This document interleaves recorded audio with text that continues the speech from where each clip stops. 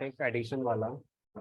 Arithmetic addition जो operator होता है उसको थोड़ा सा समझते हैं। मेरे पास अगर दो न्यूमेरिक वैल्यूज हैं और मैं इन वैल्यूज पर इस अर्थमेटिक एडिशन का यूज करता हूँ तो ऑब्वियसली इसका आंसर एडिशन आएगा, डेट इज 9 आएगा। अगर मैं यहाँ पर लिखता हूँ x equal to let us suppose A B और y equal to C D, और अगर मैं यहाँ पर अब प्लस करूँगा तो क्या इसका आंसर अर्थमेटिक एडिशन हो पाएगा? नो। तो ये एक स्पेशल केस हो गया कि ये जो प्लस ऑपरेटर है जब ये स्प्रिंग के साथ यूज होता है तो ये कॉन्कैटिनेशन करता है। अगर दो स्प्रिंग हैं तो उनको मर्ज करके एक तीसरी स्प्रिंग क्रिएट कर देगा, ए बी सी डी। लेकिन स्प्रिंग पर अर्थमेटिक ऑपरेटर जो सात मैंने आपको पढ़ाए थे उनमें बस यही चलता है, प्लस वाला, बाकी नहीं चलते। अब आप बोले सर माइनस कर देंगे तो क्या होगा? एरर आ जाएगी, अनसपोर्टेड। आप डिवाइड करेंगे तो क्या आएगा? एरर आएगी। तो सिर्फ अर्थमेटिक में प्लस चलता है और प्लस का ऑपरेशन अर्थमेटिक वाला ना होकर कॉन्कैटिनेशन वाला हो जाता है। ठीक है, तो दो स्ट्रिंग के साथ जब आप ऐसा करेंगे तो आपका कॉन्कैटिनेशन आएगा। अच्छा सर, दो न्यूमेरिक वैल्यू कोई सी भी हो, चाहे एक इंटीजर हो चाहे एक फ्लोट हो, चाहे दोनों इंटीजर हो चाहे दोनों फ्लोट हो, आंसर इज यस। प्लस दो नंबरों के साथ अर्थमेटिक एडिशन करता है, नो मैटर वो दोनों वैल्यू इंटीजर हैं, दोनों फ्लोट हैं, एक इंटीजर है या एक फ्लोट। ठीक है, दो स्ट्रिंग होने पर कॉन्कैटिनेशन करता है। अच्छा सर, मान लीजिए एक न्यूमेरिक वैल्यू हो और एक स्ट्रिंग वैल्यू हो, तो अब अगर मैं इनका प्लस ऑपरेशन करता हूँ तो अब रिजल्ट क्या आएगा? क्योंकि ना तो अब कॉन्कैटिनेशन वाली सिचुएशन है और ना ही अर्थमेटिक एडिशन वाली सिचुएशन है, तो यहाँ पर आ जाएगी हमारी एरर। ठीक है, तो अगर आप एक न्यूमेरिक और एक स्ट्रिंग को लेते हैं और प्लस का यूज करते हैं तो ये आपकी एरर आ जाती है, अनसपोर्टेड ऑपरेंड। ठीक है, तो इस तरह से अगर हम प्लस को देखें तो प्लस ऑपरेटर के अभी हमें तीन बिहेवियर देखने को मिले हैं। प्लस ऑपरेटर का जो पहला बिहेवियर है वो है हमारा अर्थमेटिक एडिशन, दूसरा है स्प्रिंग कॉन्कैटिनेशन और तीसरा भी हमने देखा एरर। तो ये arithmetic addition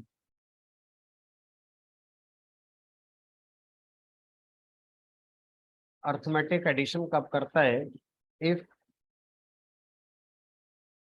both operands are numeric. अगर दोनों ऑपरेंड्स हमारे कैसे हैं? न्यूमेरिक है।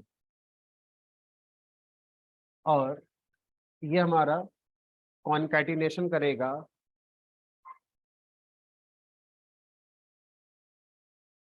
इफ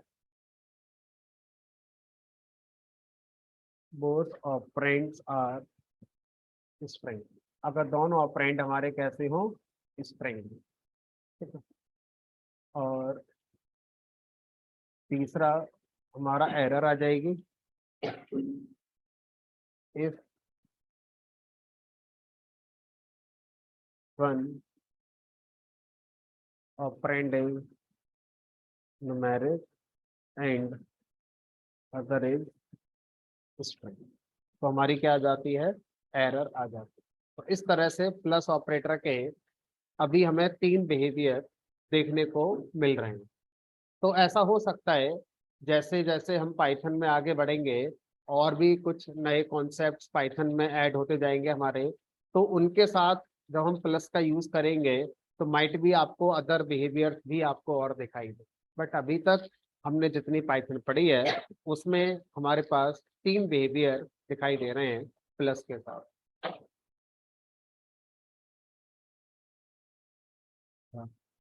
ये बात जब हमारी समझ में आ जाती है, उसके बाद अगर मैं ऐसे लिखता हूँ x=4, y=5, तो अब आप बताइए कि इस बार x प्लस वाई का रिजल्ट क्या आना चाहिए? 9 आना चाहिए, 4 5 आना चाहिए, एरर आनी चाहिए। ठीक है, तो जब आप स्ट्रिंग की बात करते हैं तो हम स्ट्रिंग के नोटेशन की बात कर रहे हैं, उसके अंदर क्या लिखा है ये हम नहीं देखते हैं। तो जब दो स्ट्रिंग पर प्लस यूज होगा तो हमेशा कॉन्कैटिनेशन होगा, नो मैटर उसके अंदर कौन सा करेक्टर है। स्ट्रिंग के अंदर डिजिट हो सकती है, अल्फाबेट हो सकते हैं, कोई सिंबल हो सकता है ना। तो इसका आंसर 4 5 आएगा। ठीक है, अब कभी कभी क्या होता है, हमारे साथ ऐसी सिचुएशन आती है कि हमें नंबर्स प्रोग्राम में दिए जाते हैं, लेकिन वो एज इंटीजर या एज फ्लोट ना देकर हमें एज स्ट्रिंग दिए जाते हैं। और अब हम उस स्ट्रिंग पर कोई अर्थमेटिक ऑपरेशन नहीं कर पाएंगे। प्लस तो चलो फिर भी कॉन्कैटिनेशन कर दे रहा है, अगर मैं यहाँ पर इनका डिवीजन करना चाहूँ तो एरर ही आ जाती है, कोई और ऑपरेशन करूंगा तो एरर ही आ जाएगी। तो अब क्या कोई ऐसा तरीका है पाइथन में कि जिससे इस स्ट्रिंग को हम नंबर में कन्वर्ट कर पाए, स्ट्रिंग को नंबर में कन्वर्ट कर पाए, सो डैट इस पर कोई अर्थमेटिक ऑपरेशन करना है तो हम कर पाए? आंसर इज यस, ऐसा किया जा सकता है।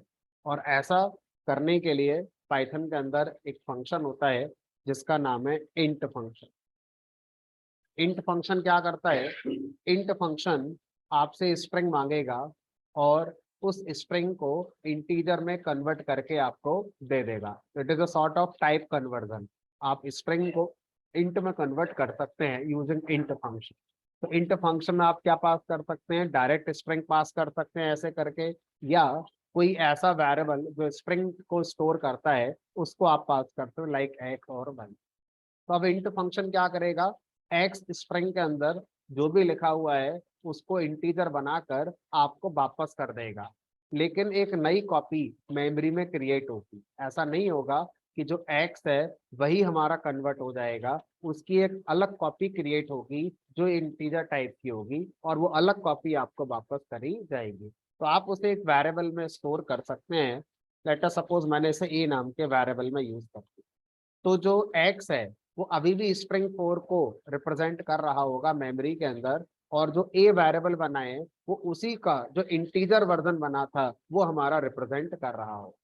अब अगर मैं वाई स्ट्रिंग को भी इंट में कन्वर्ट करना चाहता हूँ तो फिर से मैं ऐसा कर सकता हूँ, इंट फंक्शन का यूज करूंगा और उसमें वाई पास करूंगा, और ये इंट फंक्शन क्या करेगा? इस वाई की एक कॉपी बनाएगा और वो कॉपी इंटीजर टाइप की होगी और वो हमने एक वेरिएबल बी में स्टोर कर लिया।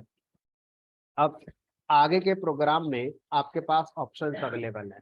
अगर आप 4 और 5 को अभी भी एज स्ट्रिंग यूज करना चाहते हैं तो एक्स और वाई के थ्रू आप कर सकते हैं, लेकिन अगर आप एक्स और वाई जो स्ट्रिंग है वो यूज ना करके इंटीजर यूज करना चाहते हैं तो आप आगे के प्रोग्राम में ए और बी का यूज करके ऐसा कर सकते हैं। ठीक है, तो अब अगर मैं यही ऑपरेशन ए और बी पर करूंगा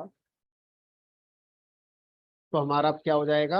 9 आ गया, क्योंकि ए में क्या आ गया होगा? 4 एज न्यूमेरिक। तो अगर मैं अलग से प्रिंट कराऊं X comma Y comma A comma B, तो देखो ये एक्स है, ये वाई है, ये ए है, ये बी है। तो देखने वाले को पता नहीं चलेगा कि इनमें कौन सा स्ट्रिंग है और कौन सा इंटीजर है। देखने में सब एक जैसे नजर आएंगे। कब डिफरेंस आएगा? जब आप उस पर ऑपरेशन करने जाएंगे। अगर वो स्ट्रिंग होगा तो उस पर कोई ऑपरेशन नहीं होगा अर्थमेटिक वाला, और अगर वो न्यूमेरिक होगा तो आप उस पर अर्थमेटिक ऑपरेशन कर पाएंगे। यूजर को जब आप दिखाते हैं अपना रिजल्ट तो उसे नहीं पता ये इंटीजर है या स्ट्रिंग। ठीक है, अब क्या किसी भी स्ट्रिंग को इस तरह से इंटीजर में कन्वर्ट किया जा सकता है? जैसे आपने अभी एक्स स्ट्रिंग को इंटीजर में कन्वर्ट किया यूजिंग इंट फंक्शन, तो क्या इस तरह से किसी भी स्ट्रिंग को कन्वर्ट कर सकते हैं? Answer is no. Let us suppose X, इसके अंदर एक स्ट्रिंग है हाई, तो अगर हम यहाँ देखें तो हम लोग इस प्रोग्राम में पढ़ रहे हैं टाइप कन्वर्जन। तो अब मान लीजिए मेरे पास एक्स एक स्ट्रिंग है हाई, तो हमने सोचा इसको इंट में कन्वर्ट करेंगे। जैसे लाइन नंबर 8 पर आपने एक्स स्ट्रिंग जो 4 है उसको ए में रखा है, तो हमने यहाँ पर मान लीजिए रख दिया सी इक्वल टू इंट फंक्शन और इसमें एक्स पास कर दिया। उसके बाद अब देखते हैं कि हाई का इंटीजर क्या बनकर आता है। क्या आ जाती है? एरर। तो इसका मतलब क्या हुआ? हर स्ट्रिंग इंट में कन्वर्ट नहीं होती है, सिर्फ वही स्ट्रिंग इंट में कन्वर्ट होती है जिस स्ट्रिंग के अंदर नंबर होते हैं। अगर किसी स्ट्रिंग में कोई अल्फाबेट आता है या कोई स्पेस आता है या कोई सिंबल आता है, तो वो स्ट्रिंग अब हमारा इंट में कन्वर्ट नहीं होती।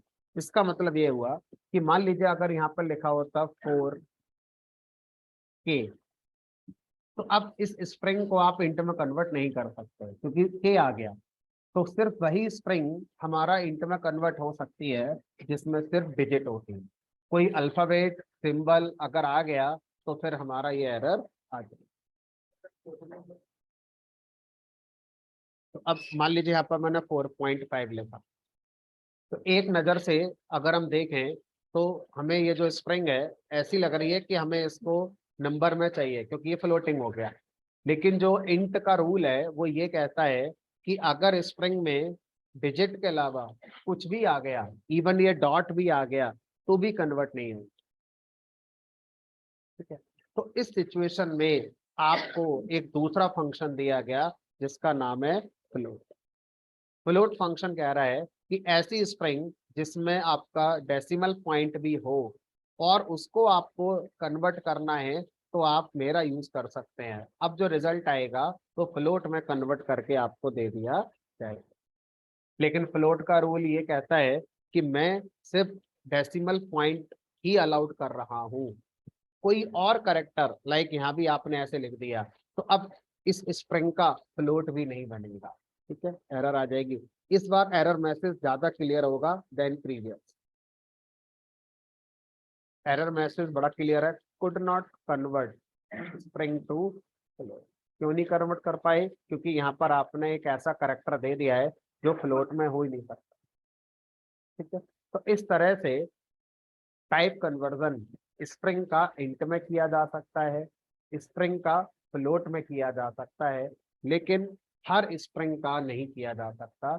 जो कन्वर्ट होने लायक स्ट्रिंग होगी सिर्फ उसी का कन्वर्जन हो पाएगा और जो नहीं हो पाएगी उसमें हमारी एरर आ जाती है। ठीक, चलो अब सर इसका अपोजिट।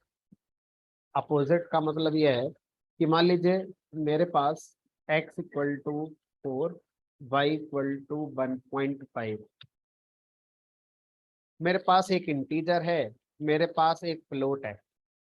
अब मैं इनको स्ट्रिंग में कन्वर्ट करके यूज करना चाहता हूँ सो डैट इन पर आगे कोई अर्थमेटिक ऑपरेशन हम परफॉर्म ना करें। ठीक है, तो मैं इन दोनों पर स्ट्रिंग वाला कन्वर्जन करना चाहता हूँ, तो कैसे करेंगे? तो हमारे पास एक फंक्शन है str। str फंक्शन क्या कहता है? आप मुझे इंटीजर दे सकते हो, आप मुझे फ्लोट दे सकते हो, मैं उसका स्ट्रिंग बनाकर आपको वापस कर दूं। तो मैंने यहाँ पर एक्स लिखा, तो एक्स चाहे इंटीजर हो चाहे फ्लोट हो, स्ट्रिंग बनाकर आपको दे दिया जाएगा। इसी तरह से str फंक्शन में अगर मैं y दे दूं तो y फ्लोट है, उसका भी स्ट्रिंग बनाकर आपको दे दिया जाएगा। अब कैसे पता चलेगा? a और b में x और y जो इंटीजर फ्लोट थे उनके स्ट्रिंग्स आ गए हैं, तो आप इस पर एक बार प्लस करके देख लो।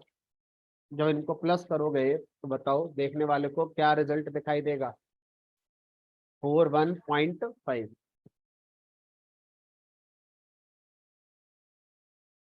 ठीक है, तो ये तीन तरह के कन्वर्जन मैंने आपको इस प्रोग्राम में पढ़ाई।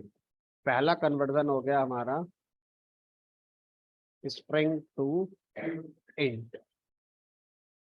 दूसरा कन्वर्जन हो गया स्ट्रिंग टू फ्लोट, और तीसरा कन्वर्जन हो गया इंट या फ्लोट टू स्ट्रिंग।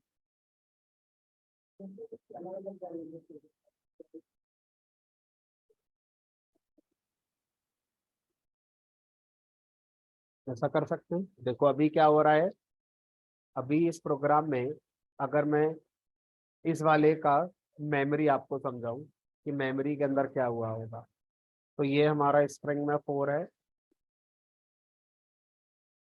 और इसको x हमारा रेफर कर रहा होगा, तो सिर्फ x को समझाता हूँ। फिर आपने ये लाइन लिखी, इस लाइन से क्या हुआ, एक नई कॉपी बनी इंटीजर 4 वाली, और इसको आपने किस में असाइन कर दिया, ए वेरिएबल में असाइन कर दिया।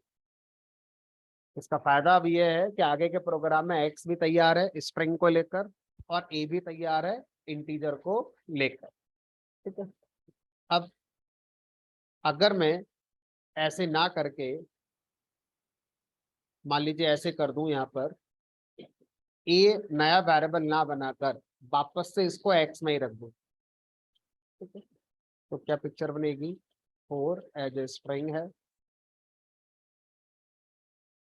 एक्स से ये रेफर हो रहा है। जब इंट फंक्शन ने इसकी एक नई कॉपी बनाई, तो उस नई कॉपी को आपने एक नए वेरिएबल में स्टोर ना कर कर एक्स में ही स्टोर कर लिया, तो एक्स अब इसको डी रेफरेंस कर देगा और इसको रेफर करना शुरू कर देगा। नुकसान जो ये होगा वो ये कि आगे के प्रोग्राम में जो स्ट्रिंग वाला 4 है, अगर मुझे यूज करना होगा तो मैं नहीं कर पाऊंगा, क्योंकि वहां तक पहुंचने का जो एक जरिया था एक्स, वो हमारा खत्म हो चुका। तो अगर आपकी नीड ऐसी थी तो आप ऐसा भी कर सकते हैं, और आपको ऐसा करना चाहिए तब जब आप इस बात को लेकर श्योर हैं कि अब मुझे इस वाले का यूज आगे के प्रोग्राम में कभी नहीं करना। इससे फायदा क्या होगा, एक वेरिएबल बच जाएगा मेरा, एक नया नाम याद नहीं रखना पड़ेगा प्रोग्राम में। अभी क्या है, 2 नाम याद रखने पड़ रहे हैं, एक्स अलग याद रखना पड़ रहा है, ए अलग याद रखना पड़ रहा है। क्यों? क्योंकि आपको आगे के प्रोग्राम में दोनों चाहिए, स्ट्रिंग वाला चाहिए तो एक्स, इंटीजर वाला चाहिए तो, ठीक है, तो आप ऐसा कर सकते हैं।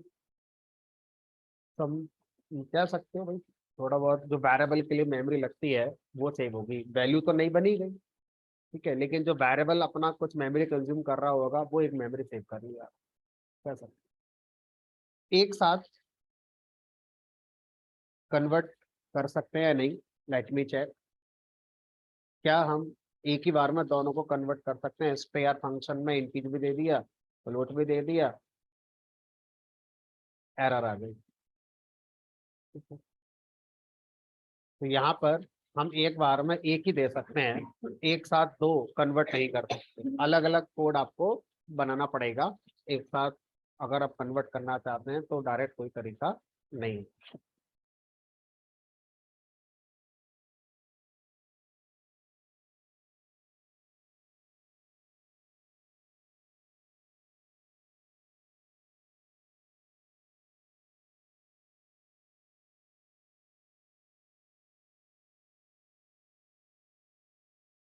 आज बात करेंगे यूजर इनपुट।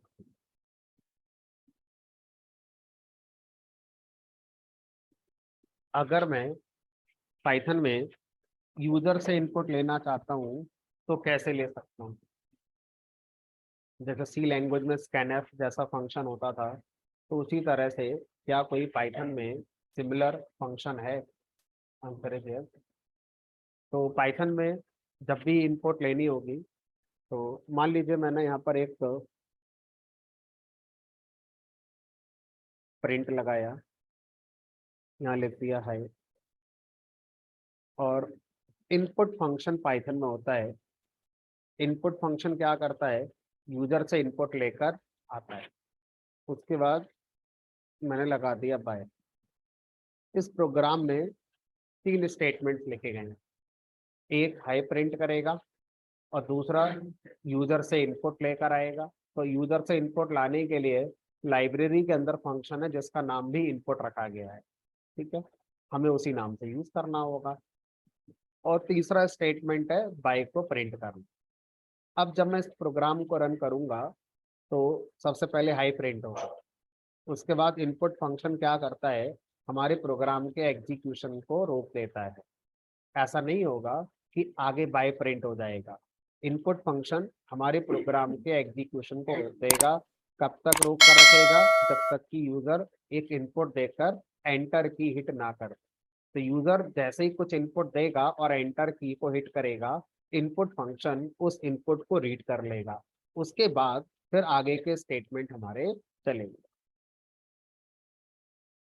अब हमारा प्रोग्राम अभी कंप्लीट नहीं हुआ है, हमारा प्रोग्राम अभी बीच में है और लाइन नंबर 3 का एग्जीक्यूशन हमारा हो रहा है। लाइन नंबर 2 का एग्जीक्यूशन हो चुका है, लाइन नंबर 3 का एग्जीक्यूशन हो रहा है, अटका हुआ है बीच में। जब तक यूजर इनपुट लिखकर, यूजर ने कुछ भी लिखा,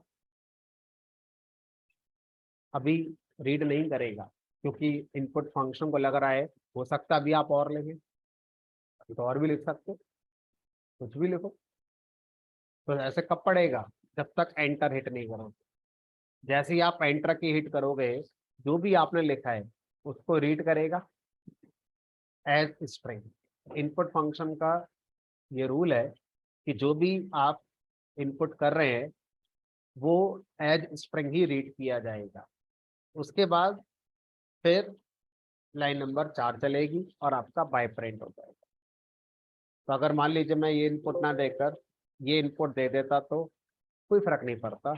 इनपुट फंक्शन जो भी लिखोगे, एंटर की हिट करोगे तो एंटर की से पहले जितना लिखा था उसको स्ट्रिंग ही कंसीडर करेगा। आप चाहे इंटीजर लिखें, आप चाहे फ्लोट लिखें, उससे फर्क नहीं पड़ता। आप क्या लिख रहे हैं इससे फर्क नहीं, स्पेस दो क्या दोगे फर्क ही नहीं।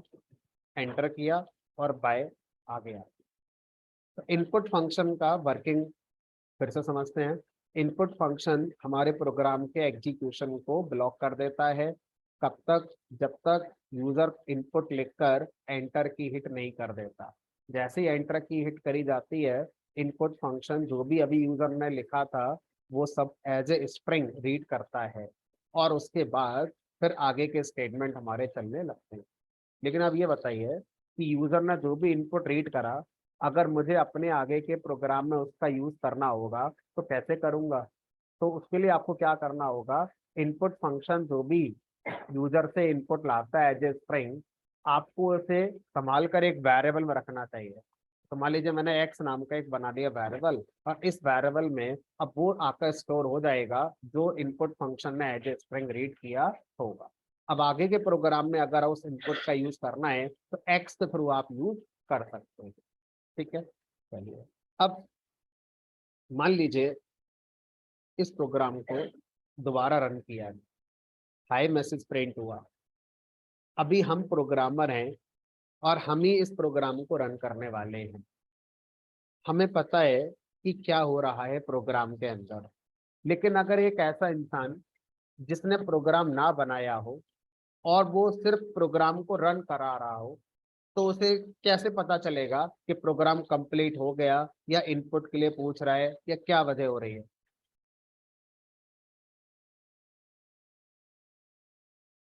कर्सर ब्लिंक होकर आ रहा है, तो कर्सर ब्लिंक होकर भी नहीं आएगा, अभी भी तो आ रहा है।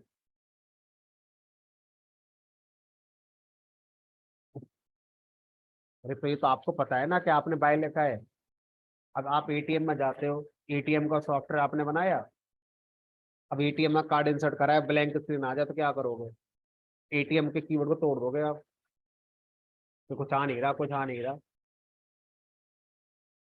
तो आपको क्या पता कि जिसने वो एटीएम का सॉफ्टवेयर बनाया है वो क्या सोच रहा है? तो जो प्रोग्रामर सोचता है उसको हमें दिखाना पड़ता है, ताकि अपनी बात को हम बता पाए यूजर को कि यूजर हम अब ये चाह रहे हैं आपको। तो यहाँ पर आपको क्या करना चाहिए, एक मैसेज करना चाहिए। हाई लिख दिया, हाई की जगह लिख दो enter name, enter number, enter Aadhaar number, enter PAN number, enter father name. तो कुछ तो पूछ रहे होगे यूजर से, जो पूछ रहे हो पहले उसका एक मैसेज प्रिंट कर दो, क्योंकि आपको पता है कि आगे अब इनपुट फंक्शन लगा हुआ है। तो बेटर होगा कि आप क्या करें, आप यहाँ पर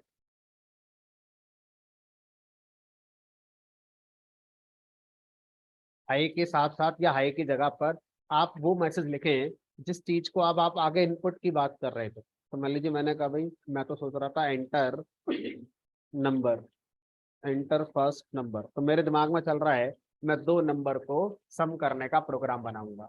तो जैसे ही अब ये चलेगा, enter first number message print होगा।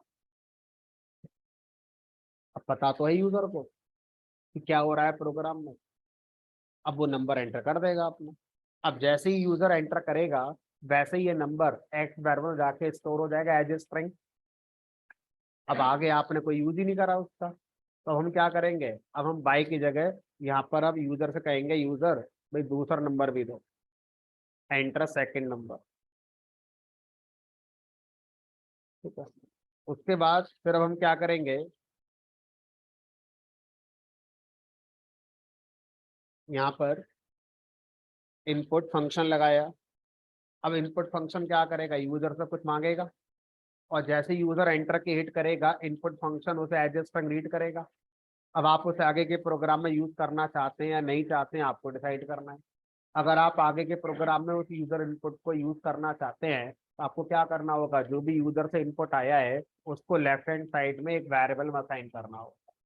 तो इनपुट फंक्शन के पहले असाइनमेंट ऑपरेटर के साथ हम वेरिएबल क्यों लगाते हैं, इसलिए लगाते हैं ताकि अभी इनपुट फंक्शन ने यूजर से जो भी इनपुट लिया है वो एक वेरिएबल में स्टोर हो जाए और हम उसे आगे के प्रोग्राम में यूज कर पाए।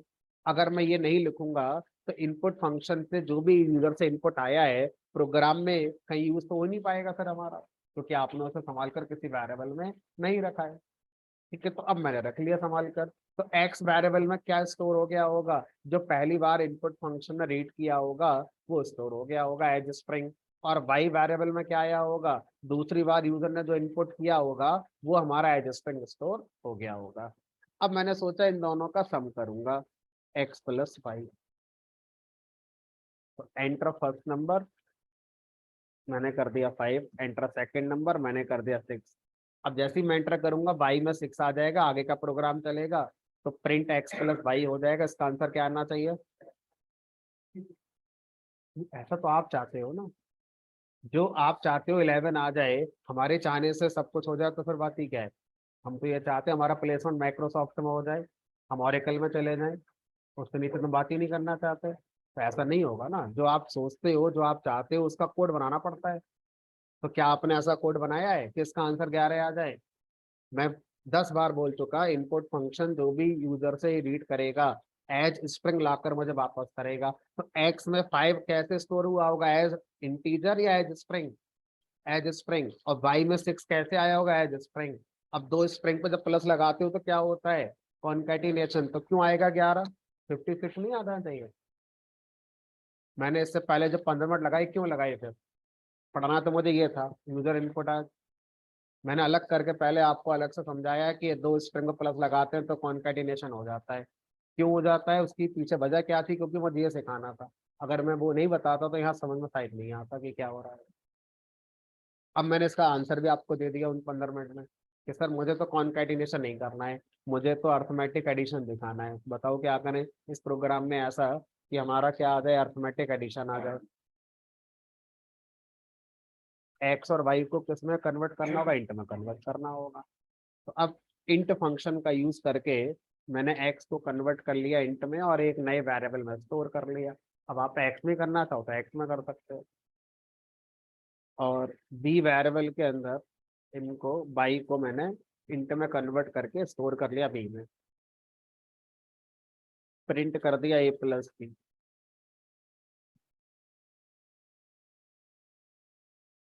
अब एक्स में 4 चला गया, वाई में आ गया 5, एक्स प्लस वाई कॉन्केटिनेशन हो जाएगा 4 5।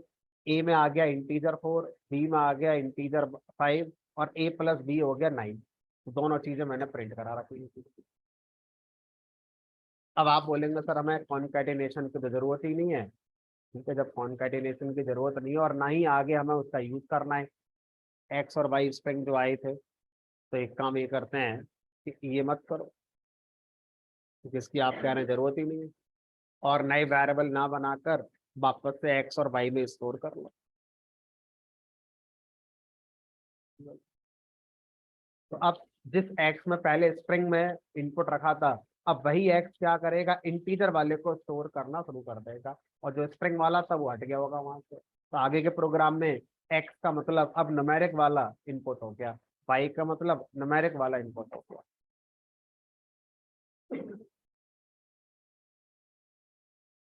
दोबारा तो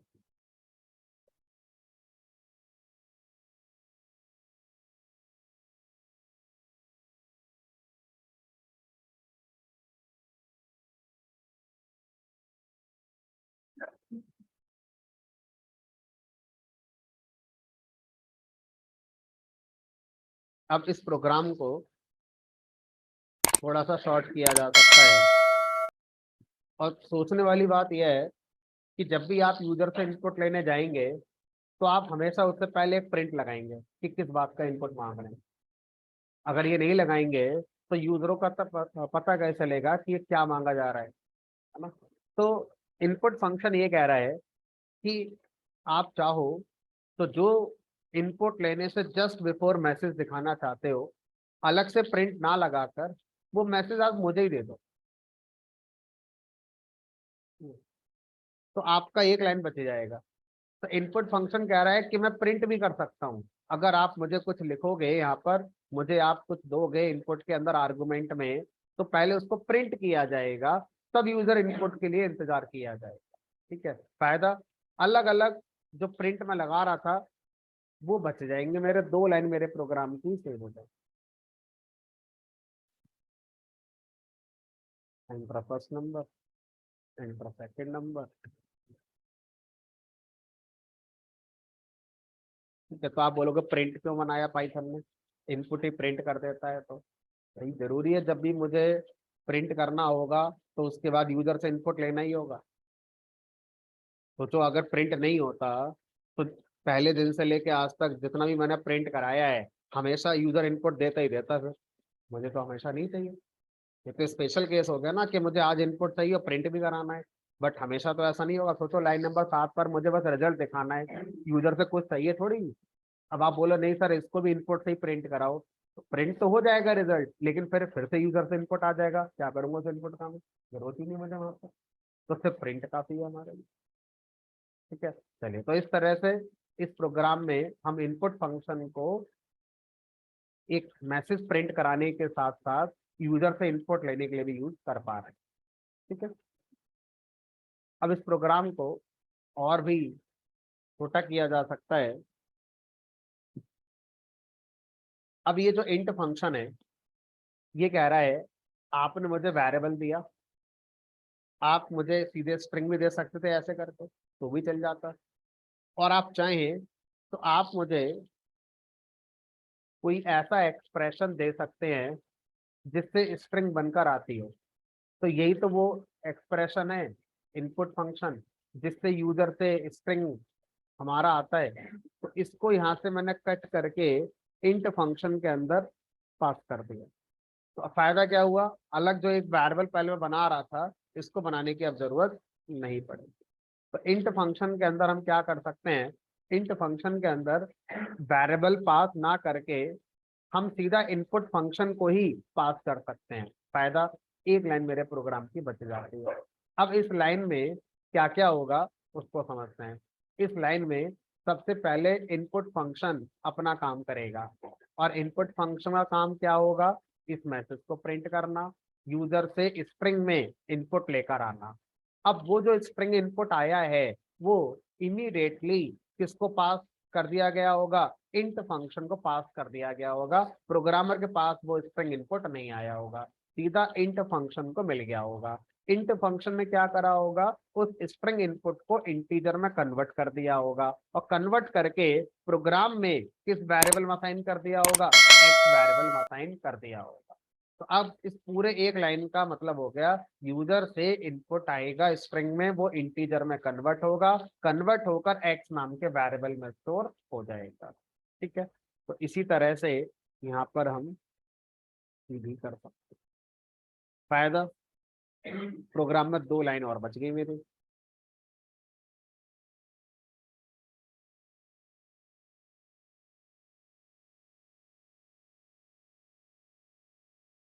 ठीक है, अच्छा मान लीजिए यहाँ पर मैंने ऐसे कर दिया 4.5, फिर क्या होगा? अगर मैं ऐसे चलाऊंगा तो मेरा प्रोग्राम यूजर से जो इनपुट आ रहा है एज ए स्ट्रिंग, उसको किस में कन्वर्ट कर रहा है? इंट में। अब इंट में क्या डेसिमल पॉइंट को कन्वर्ट कर सकते हैं? Answer is no. क्या आ जाएगी हमारी ये? एरर। तो फिर अगर आप यूजर से फ्लोटिंग नंबर इनपुट लेना चाहते हो तो आपको क्या करना होगा? यहाँ पर फ्लोट फंक्शन में कन्वर्ट करना होगा। तो फ्लोट फंक्शन लगाकर फ्लोट में कन्वर्ट करना होगा।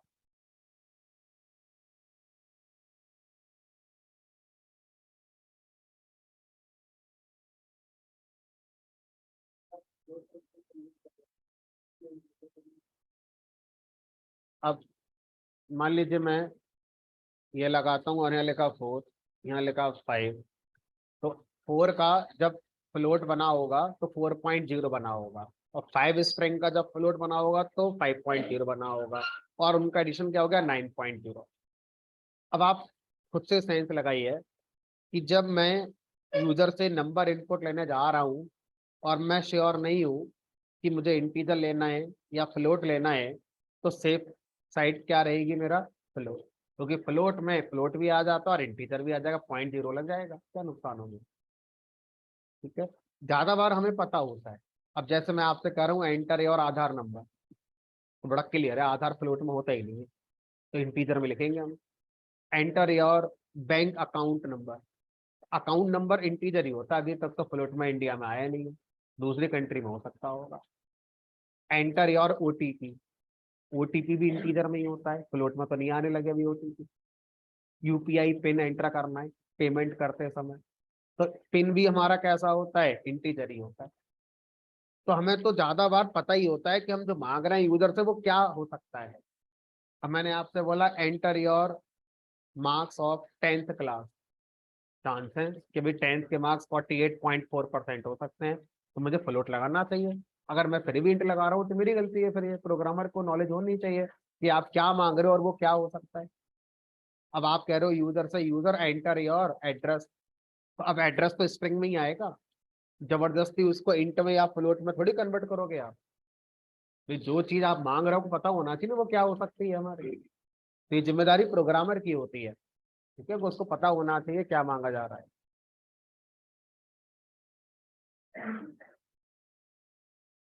तो फ्लोट में हम दोनों चीजें एक्सेप्ट कर सकते हैं, ऐसा हमें यहाँ से समझ में आ रहा है, ठीक है।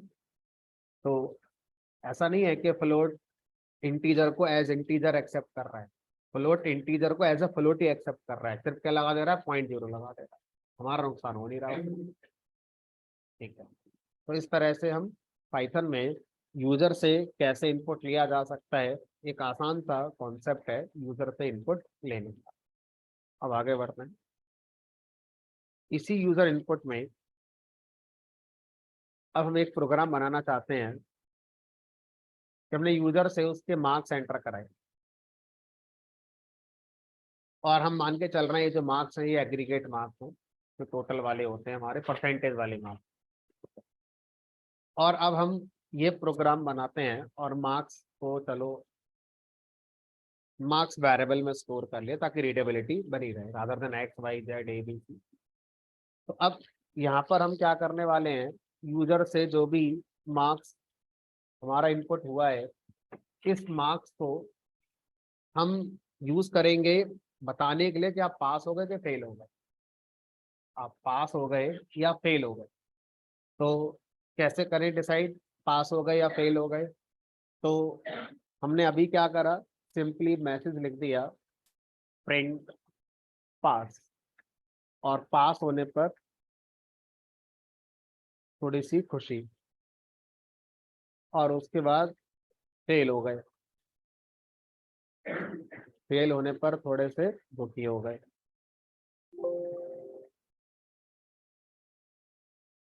और उसके बाद प्रोग्राम हमारा बाय मैसेज देकर बंद हो जाएगा।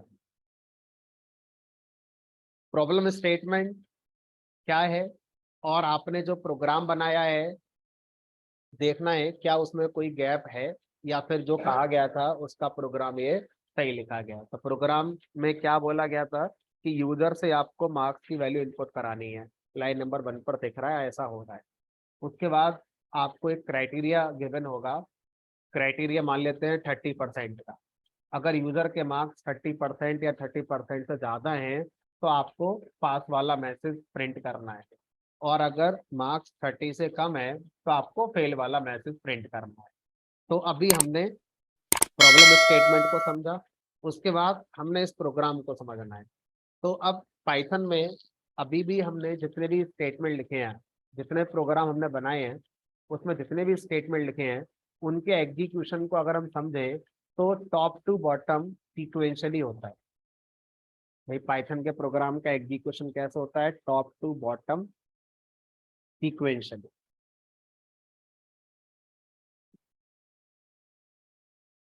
ठीक है, दैट मीन्स एक एक करके होगा। ऐसा नहीं है लाइन नंबर 1 चला फिर लाइन नंबर 3 चल गया फिर 2 का आ गया, ऐसा नहीं है। ऐसा नहीं है कि पहले लाइन नंबर 5 चलेगी फिर 1 चलेगी, नहीं। टॉप टू बॉटम सीक्वेंशियली एक एक करके आगे बढ़ेगा। ठीक है, तो उस हिसाब से अगर हम देखें तो पहले यूजर ने मार्क्स इनपुट करा दिए, लाइन नंबर 1 पे आ गए, फिर लाइन नंबर 2 चलेगी, हमने कहा बिल्कुल चलेगी, पास प्रिंट हो गया। फिर लाइन नंबर 3 को चलना होगा, हैप्पी प्रिंट हो गया। लाइन नंबर 4 भी चलेगी, फेल। लाइन नंबर 5 भी चलेगी, सैड। और लाइन नंबर 6 भी चलेगी, फाइल। तो अब हम ऐसा नहीं चाहते हैं, जब पास हो गया तो फेल क्यों होगा, और अगर पास नहीं हुआ तो फेल होना चाहिए। तो अब अभी जो आप चाहते हैं ऐसा प्रोग्राम तो नजर नहीं आ रहा है। ठीक है, अब इसको रन कराएंगे तो अभी तो सारे स्टेटमेंट चलेंगे, इररेस्पेक्ट ऑफ मार्क्स कि आप क्या इनपुट करा रहे हो, फर्क ही नहीं पड़ता, क्योंकि प्रोग्राम का execution top to bottom sequentially होता है। जितने स्टेटमेंट लिखे हैं सारे स्टेटमेंट आपके चलेंगे, तो आपके कितने नंबर आए थे फर्क ही नहीं पड़ रहा है, प्रोग्राम आपका चल रहा है। अब यहाँ पर एक नए टॉपिक की नीड आती है। अभी तक जितना पाइथन पढ़ाया गया है उससे ये प्रॉब्लम स्टेटमेंट का प्रोग्राम नहीं लिखा जा सकता। अब आपको एक नया कॉन्सेप्ट पाइथन में सीखना ही पड़ेगा, और उस नए कॉन्सेप्ट का नाम क्या है उसको समझते हैं। तो पाइथन में जब हम कोई स्टेटमेंट लिखते हैं तो उन स्टेटमेंट्स को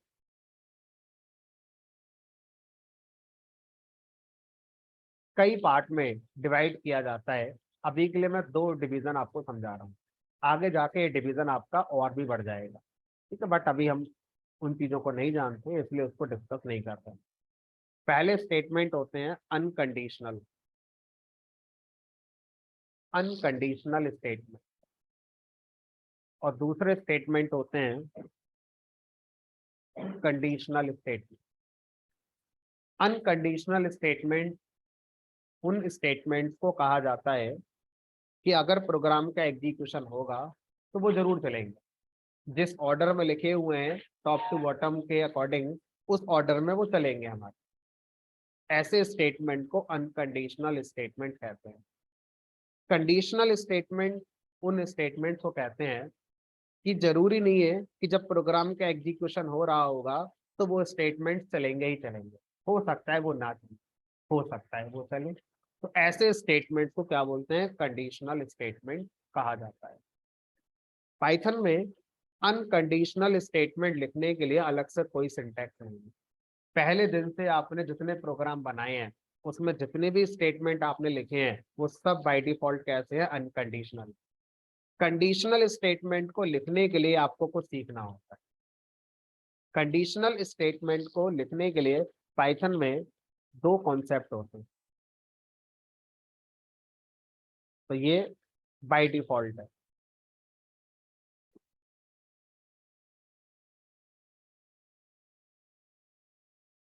बाय डिफॉल्ट कुछ भी सीखने की जरूरत नहीं। कंडीशनल स्टेटमेंट को लिखने के लिए सीखना पड़ता है, या तो इफ कंडीशन होती है उसका यूज करना होगा, या मैच कंडीशन होती है। तो पाइथन में कंडीशनल स्टेटमेंट को लिखने के लिए आपको 2 चीजें पढ़नी होती हैं। पहला इफ कंडीशन क्या है, और दूसरा मैच कंडीशन क्या है। तो अभी हम पहले इफ कंडीशन की बात करेंगे, उसके बाद फिर मैच कंडीशन की बात करेंगे। मैच कंडीशन पाइथन के अंदर अभी ऐड हुई है। आप कह सकते हो 8-10 महीने पहले, है ना, मतलब आपसे 2-3 बैच पहले से ही ये टॉपिक आया है पाइथन में, उससे पहले था ही नहीं।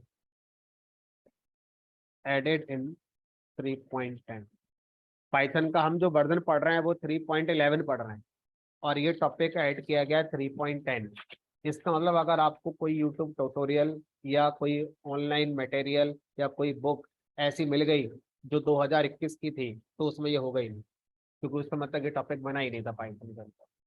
ठीक है, आने वाले टाइम पर या अभी भी हम देख रहे हैं कि अब जो अपडेट होने वाला जो टाइम है ये बहुत कम हो गया है। आपको शायद पता भी नहीं होगा, सी प्रोग्रामिंग लैंग्वेज 10 साल में एक बार अपडेट होती है। आज भी 1972 में जो सी लैंग्वेज बनी थी, आपके सीनियर सुपर सीनियर जो पढ़ के गए हैं, आज भी वही लोग पढ़ रहे होंगे, कोई चेंज नहीं हो। हर 10 साल बाद सी बदलती है, और बदलती भी क्या, कुछ नहीं होता है, बस एग्जीक्यूशन टाइम कम ज्यादा, मेमोरी कम ज्यादा लेकर कुछ होता है, एक दो हेडर फाइल बढ़ा देते हैं। आज हर 3 महीने बाद चीजें बदलती हैं, 10 साल 3 महीने। पाइथन हर 3 महीने बाद नया वर्जन रिलीज करता है, हर 3 महीने बाद। अब सोचो, अगर कोई बुक प्रिंट करा ले हार्ड कॉपी, 3 महीने के बाद बेकार हो गई, क्योंकि उससे ज्यादा चलेंगी नहीं। तेजी से चीजें बदल रही, बहुत तेजी से चीजें बदल रही हैं। तो फिर तो एक ही जरिया है, सॉफ्ट नोट्स ही सही है। जिसने वेबसाइट बनाई है, जब कोई चीज ऐड होगी चेंज कर देगा, एडिटिंग कर देगा उसमें, यही चलेगा और क्या है। जो यूट्यूब चैनल अपना चला रहा है, पर्टिकुलर उस टॉपिक की वीडियो बनाकर ऐड कर देगा उसमें, यही होगा और क्या होगा। तो अब हार्ड नोट्स वाला कॉन्सेप्ट पूरा खत्म होता जा रहा है, उसकी वजह क्या है, यही है ना। कोई क्यों अपने कॉस्टिंग लगाएगा हार्ड नोट्स प्रिंट कराने में, पता है उसे 3 मिनट बेकार हो जाने में। कॉम्पिटिशन, इसे कॉम्पिटिशन कहते हैं। ये अपने टाइम पे अकेली थी, तो यही नहीं मार्केट में, जो हमने कह दिया पढ़ो वही पढ़ो। दूसरा तैयार बैठा है, वो कह रहा हमसे ले लो ये चीज, तीसरा तैयार बैठा है हमसे ले लो। अब एप्पल वाला हर साल एक गिनती गिना रहा है, 12, 13, 14, 15, 16, पहले कितना आता था। एंड्रॉयड के वर्जन आने शुरू हो गए, एंड्रॉयड 12, 13, 13 आ गया है। जो आज स्मार्टफोन, नोकिया का फोन आपने एक बार ले लिया, 5-5, 8-8 साल चलता था, अब चलने ही नहीं है आपका। 4G 5G, अभी 6G आ जाएगा, 5G बेकार, अब दूसरा सिम खरीदो। जो भी ऐप है प्ले स्टोर पर, वो क्या बोलेंगे, आपके मोबाइल हम चलेंगे ही नहीं, क्योंकि आपका मोबाइल का एंड्रॉयड पर आना है, नया खरीदो अब।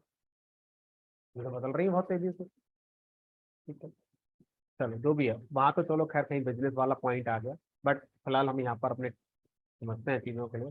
तो इफ कंडीशन कैसे लिखी जाती है, इसको देखते हैं। तो इफ कंडीशन को लिखने के लिए हमारे पास इफ कीवर्ड होता है। इफ कीवर्ड लोअर केस में लिखा जाता है। जितनी पाइथन के कीवर्ड्स हैं, उनमें से 32 कीवर्ड्स लोअर केस में आते हैं। तो जो इफ है उन 32 का पार्ट है, और जो 3 है वो हमारे कैपिटलाइज केस में आते हैं, ट्रू, फॉल्स और नन। तो इफ कीवर्ड हमारा लोअर केस में आएगा। उसके बाद ब्रैकेट लगाएंगे या स्पेस देंगे, कोई भी एक काम कर सकते हैं जो आपको सही लगे। ठीक है, तो मैंने ब्रैकेट लगा ली। उसके बाद यहाँ पर ब्रैकेट में क्या लिखोगे, अपनी कंडीशन। जो भी कंडीशन आपकी है, पास की, फेल की, या जो प्रॉब्लम स्टेटमेंट आप लिख रहे हो उसकी क्या कंडीशन है वो आप यहाँ लिखेंगे। तो मेरी कंडीशन क्या है यहाँ पर, marks greater than equal to क्या होने चाहिए, 30। जब मैंने आपको ऑपरेटर पढ़ाए थे, ग्रेटर देन इक्वल टू वाला पढ़ाया था, तो मैंने इसको प्रिंट में ट्रू फॉल्स करके आपको दिखाया था। वो सिर्फ समझाना था मुझे, एक्चुअल यूसेज उनका इफ कंडीशन के साथ ही होता है, जो कि यहाँ पर हम देख रहे हैं। अब यहाँ पर जो रिजल्ट आएगा, मैं उसको प्रिंट थोड़ी करा रहा हूँ, उसका यूज कहाँ हो रहा है, इफ कंडीशन में हो रहा है। ठीक है, अब इफ कंडीशन का कहना यह है कि यहाँ पर जो भी आपने कंडीशन लिखी है, अगर वो ट्रू आती है, तो मेरे अंदर जितने स्टेटमेंट्स आपने लिखे होंगे उनका एग्जीक्यूशन किया जाएगा। अगर ये कंडीशन फॉल्स आती है, तो मेरे अंदर जितने स्टेटमेंट्स आप लिखेंगे उनका एग्जीक्यूशन नहीं होगा। तो इसका मतलब इफ के अंदर जितने भी स्टेटमेंट लिखे जाएंगे उन्हें हम बोलेंगे कंडीशनल स्टेटमेंट। अब इफ के अंदर का मतलब क्या है ये समझ में नहीं आया। तो अभी ये कंडीशन मान लीजिए ट्रू हो गई, तो इसके बाद 1 2 3 4 5, ये पांचों स्टेटमेंट हैं, क्या ये इफ का पार्ट हो गए? अगर ये कंडीशन फॉल्स हो गई तो ये पांचों नहीं चलेंगे। तो ऐसे तो सर इफ के बाद प्रोग्राम काफी बड़ा हो सकता है, अभी आगे मैं और भी बहुत कुछ लिखूंगा। तो इसका मतलब ये नहीं है ना कि इफ की कंडीशन के बाद जितने स्टेटमेंट हैं अब वो इफ के अकॉर्डिंग ही चलेंगे, कि आपकी कंडीशन ट्रू तो आगे के कोड चलेगा, फॉल्स तो आगे कोड नहीं चलेगा, ऐसा नहीं होगा। तो फिर क्या करना होगा? उसका तरीका निकाला गया कि इफ के लिए जितने भी स्टेटमेंट्स आप बनाना चाहते हैं उनको क्या बना लो, उनका एक ग्रुप बना लो, उनका एक ग्रुप बना लो। ग्रुप को हम एक दूसरा नाम दे सकते हैं ब्लॉक। क्या बनाएंगे? ब्लॉक। तो जितने भी स्टेटमेंट इफ के अकॉर्डिंग रन करने हैं या इफ के अकॉर्डिंग रन नहीं करने हैं उनको हम एक ब्लॉक बनाकर लिखेंगे। अब ब्लॉक का मतलब क्या होता है? जैसे आप किसी सेक्टर में रहते होंगे तो वहां पे A block, B block, C block. अब जैसे ड्यूकेट है तो ड्यूकेट सेक्टर 16 में है, तो सेक्टर 16 में कहाँ पर है? ए ब्लॉक में। तो ए ब्लॉक का एक बाउंड्री होगी, उसके बाद फिर बी ब्लॉक आ जाएगा, फिर सी ब्लॉक आ जाएगा। तो ब्लॉक शब्द एक बाउंड्री को रिप्रेजेंट करता है। आपकी सोसाइटी के अंदर ब्लॉक होंगे, कॉलेज के अंदर ब्लॉक होंगे। तो ब्लॉक शब्द का मतलब होता है बाउंड्री, जिसके अंदर आप रहते हैं, उसके बाहर दूसरा ब्लॉक लग जाएगा, सीमा खत्म हो जाएगी। तो हम क्या करेंगे? इफ का ब्लॉक बनाएंगे। तो ब्लॉक कैसे बनाते हैं? ये programming language to programming language vary करता है। तो अगर हम बात करते हैं सी, सी प्लस प्लस, जावा, तो C, C plus plus, Java language में करली ब्रेसेस से ब्लॉक स्टार्ट होता था और क्लोजिंग करली ब्रेसेस से ब्लॉक एंड होता था। इसके बीच में जो भी आप लिखोगे वो एक स्टेटमेंट ब्लॉक के स्टेटमेंट कहलाते थे, और ये एक ब्लॉक हमारा कहलाता था। सी, सी प्लस प्लस, जावा में यही तरीका चलता है। सी, सी प्लस प्लस, जावा, और भी लैंग्वेज हैं जिनमें यही चलता है। बट अगर हम पाइथन के अंदर जाते हैं तो पाइथन के अंदर ये नहीं चलता, और पाइथन के अंदर हमारा कॉन्सेप्ट आता है इंडेंटेड, इंडेंटेड ब्लॉक का। तो पाइथन में जो ब्लॉक होता है उसे बोलते हैं इंडेंटेड ब्लॉक। तो indented, indentation, indent, indent word का मतलब क्या होता है? इंडेंट वर्ड का मतलब होता है किसी भी स्टेटमेंट की शुरुआत में दिए गए स्पेस, किसी भी स्टेटमेंट की शुरुआत में, शुरू में दिए गए स्पेस को क्या बोलते हैं? इंडेंट कहते हैं। जैसे अगर मैं आपसे कहूं कि मैंने यहाँ लिखा हाय, हेलो, बाय, इस स्टेटमेंट में कोई इंडेंट नहीं है। आप बोलोगे सर है तो स्पेस। तो मैंने ये थोड़ी ना कहा था कि किसी भी स्टेटमेंट में कहीं भी आने वाले स्पेस को इंडेंट कहते हैं। मैंने बोला था किसी भी स्टेटमेंट की शुरुआत में। अब इस स्टेटमेंट में एक इंडेंट है, दो इंडेंट है, तीन इंडेंट है, चार इंडेंट है, पांच इंडेंट है। तो इसे क्या बोलते हैं? Indentation level 5, indentation level 4, indentation level 1। तो इंडेंटेशन का मतलब क्या होता है? किसी भी स्टेटमेंट के शुरुआत में दिए गए स्पेस क्या कहलाते हैं? इंडेंट कहलाते हैं। ठीक है।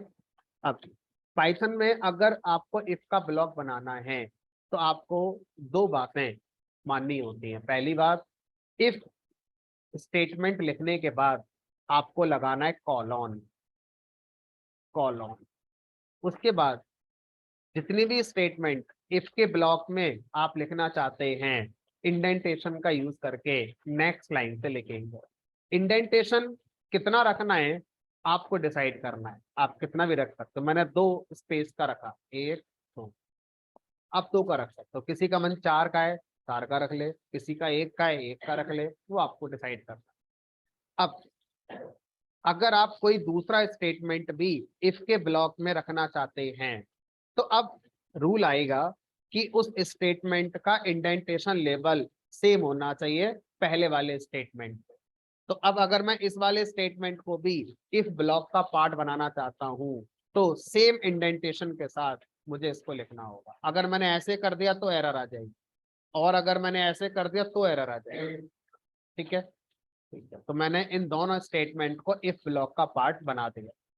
अब सर जो फेल वाला स्टेटमेंट है ये मुझे इफ ब्लॉक में नहीं रखना है, तो कैसे इफ ब्लॉक को क्लोज करें? अब कोई भी स्टेटमेंट जो बिना इंडेंटेशन के लिखा जाएगा तो वो इफ ब्लॉक को टर्मिनेट कर देगा।